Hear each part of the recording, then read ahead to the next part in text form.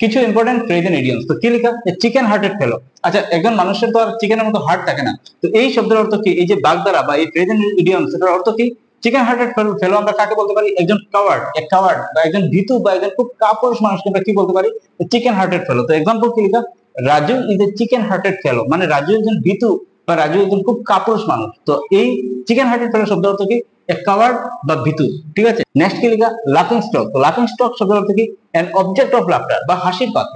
ঠিক আছে, তো হিজ ইগনোরেন্স মেড হিম এ লাফিং স্টক। তার যে অজ্ঞানতা তাকে সেটা কি করেছিল? তাকে হাসির পাত্র বানিয়ে দিয়েছিল। তো লাফিং স্টক শব্দের অর্থ কি?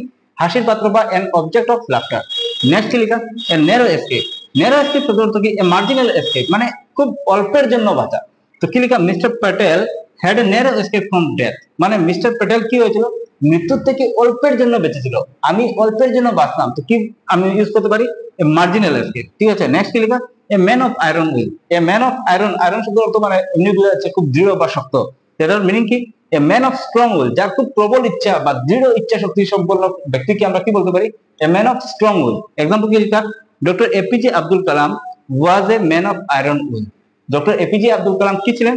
এ ম্যান অফ আয়রন উইল, প্রবল ইচ্ছা শক্তি সম্পন্ন একজন ব্যক্তি ছিলেন।